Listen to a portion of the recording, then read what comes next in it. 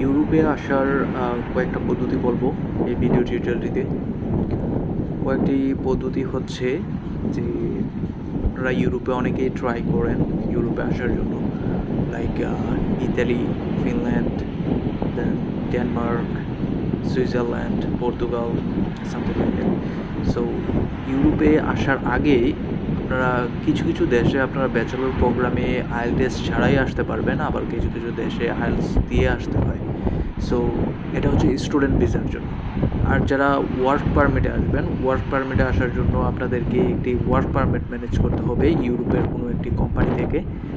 ঠিক ইউরোপের কোম্পানি থেকে আপনি যখন ওয়ার্ক পারমিটটা পেয়ে যাবেন তখন ভিসার জন্য অ্যাপ্লিকেশন করতে পারবেন।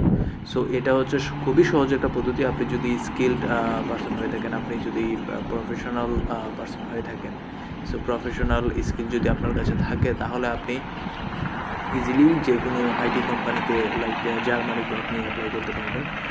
For example I am telling you, জার্মানিতে যদি আপনি অ্যাপ্লিকেশন করেন, জার্মানিতে এখন আইটিতে অনেক লোক নিচ্ছে বা অন্যান্য সেক্টরগুলোতে লোক নিচ্ছে। আপনারা যদি ওই দিকটা আপনারা যদি লক্ষ্য করেন তাহলে আপনারা জার্মানিতে কোম্পানিগুলোর সাথে কন্ট্যাক্ট করতে পারেন, অ্যাপ্লিকেশন করতে পারেন। ওরা যদি অ্যাকসেপ্ট করে তাহলে অফার লেটার দিয়ে দিবে। অফার লেটার দিলেই বা ওয়ার্ক পারমিট দিবে। ওয়ার্ক পারমিট দিলে আপনারা ভিসার জন্য অ্যাপ্লিকেশন করতে পারবেন, খুবই সহজে ইউরোপে আসতে পারবেন।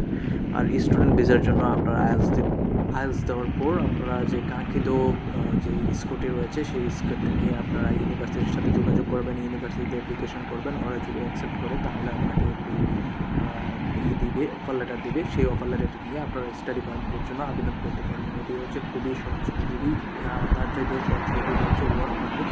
আপনি যদি ওয়ার্কে আসেন তাহলে আপনার কোনো স্টাডি পারমিটের প্রয়োজন হবে না বা ইউনিভার্সিটি